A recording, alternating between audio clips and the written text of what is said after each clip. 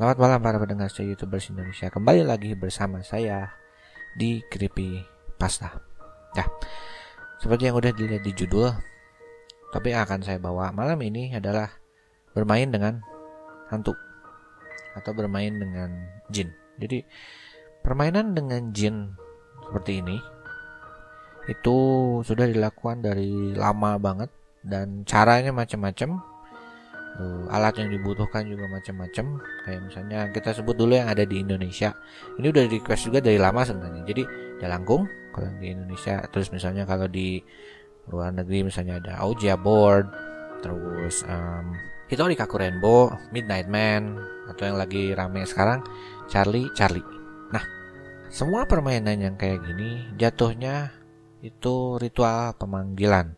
Cuman bedanya dia digunakan sebagai alat untuk bermain, dengan tanda kutip bermain. Meskipun sebenarnya jatuhnya kita sebenarnya nggak sedang main-main, karena sebenarnya itu bahaya ya, ada bahaya yang sangat di ini gitu. Jadi ketika kita mau bermain, kita bawa katanya bermain aja ya. Karena kita mau bermain dengan dunia gaib, maksudnya bermain itu menjadikan itu permainan gitu.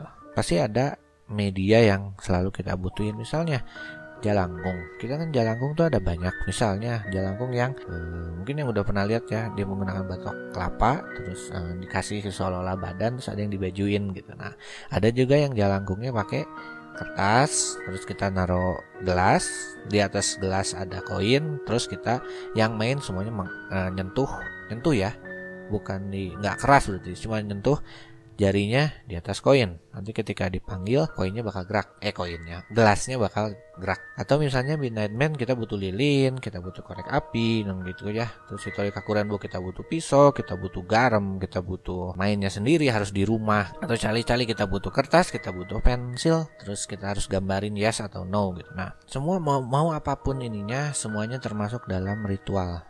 Dan beberapa itu kita harus offer sesuatu. Kayak misalnya ada yang kita main jalangkung, kita harus nyediain kopi pahit misalnya gitu ya. Terus ada beberapa makanan khusus yang harus kita taruh di sana sebagai apa? Itu tuh makanan atau pancingan biar mereka datang. Nah, terus beda nggak kalau misalnya kita pakai pancingan gitu ya, disebutnya pancingan. Kita pakai makanan dengan enggak, sama atau enggak? Sebenarnya sama saja. Jadi gini, ntar saya lihat catatan dulu, saya ada catatannya. Nah, pemanggilan setan ini awalnya dari orang-orang yang satanis atau para penyembah setan. Nah, jadi dulu si setannya dia anggap seolah-olah dia ngomong gini, kalau kamu pengen ngobrol sama saya gitu ya, pengen bertemu dengan saya, kamu harus nyediain ini. Misalnya harus di tanggal segini, kamu harus ngorbanin ini, kamu harus buat ini, kamu harus pakai baju ini misalnya gitu ya. Terus kamu baca mantra ini, baru saya bakal datang. Nah, sekarang pakai logika, apakah benar-benar si setan itu harus seperti itu dulu? Jadi dipanggil dengan cara seperti itu gitu. Sebenarnya enggak. Jadi setan dia bisa berpindah dari dimensi mereka, terus berpindah dimensi ke dimensi kita gitu ya. Jadi menampakkan diri. Dia enggak butuh yang seperti itu. Dia enggak butuh ritual yang aneh-aneh. Dia tinggal menampakkan diri pun bisa. Kalau enggak percaya tinggal baca. Misalnya kalau yang Islam tinggal baca hadis. Ada banyak kan, misalnya Rasulullah ketemu dengan iblis. Dan itu kan nggak pakai ritualan, dia langsung datang aja. Jadi setan sebenarnya nggak butuh yang seperti itu. Ritual itu tuh hanya untuk membuat dia merasa spesial, bahwa kita tuh butuh sama mereka. Dan itu sebenarnya nggak boleh. Itu udah syirik jatuhnya. Oke. Nah, makanya ketika kita main cali-cali misalnya gitu ya, kita cuma butuh pensil dan kertas. Udah itu udah. Tapi giliran kita mau main misalnya jalangkung, sebenarnya konsepnya sama. Oh, kamu harus pakai telur ayam, kamu harus pakai telur ayam lah, kopi pahit lah, atau apalah, bunga apa kan, kayak macam-macam gitu. Nah, jadi justru ketika itu tuh spesial. Ketika digitu mereka merasa spesial dan kita merasa butuh. Dan itu nggak boleh. Makanya kalau dibilang main cali-cali saya nggak akan ini, karena saya tidak sama sekali nggak ini ke mereka. Saya bukan budak mereka. Tapi kalau ada yang berani nyoba, kamu udah berbudak sama mereka secara pasif.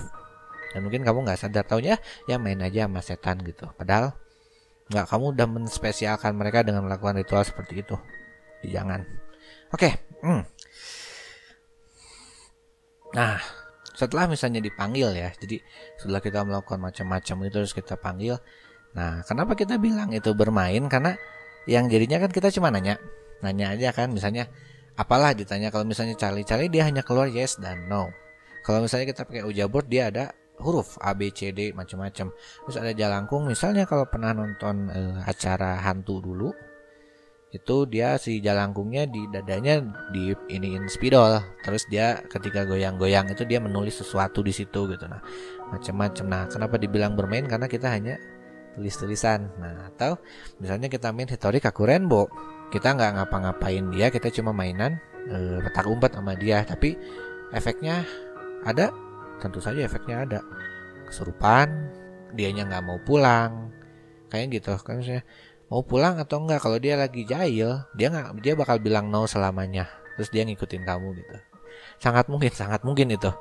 Dan yang namanya setan pasti dia ngeganggu, dia akan buat kamu takut, terus apalagi mungkin dia akan membuat kamu untuk mau bermain lagi, yang jadinya apa, kamu sebenarnya sudah jatuh ke dalam satanis dengan cara yang tidak sadar. Jadi kalau dulu ya, ketika mereka dipanggil oleh para satanis itu, si setan yang datang dia ngasih tahu kamu harus ngelakuin ini, lakukan ritual ini gitu.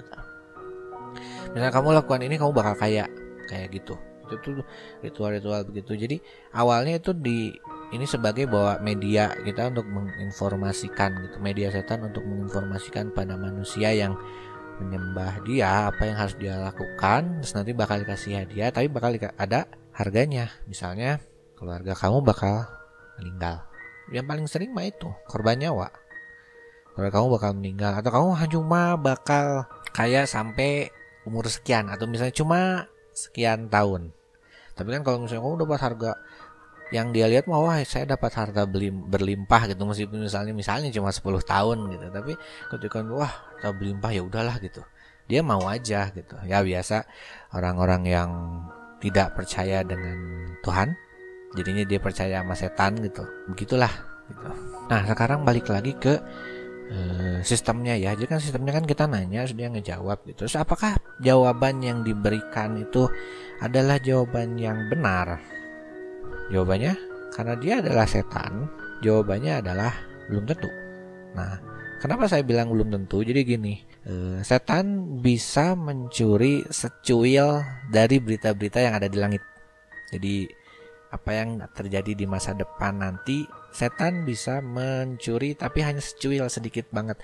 Kalau yang ditanyain adalah benar-benar secuil itu, dia mungkin bisa tahu.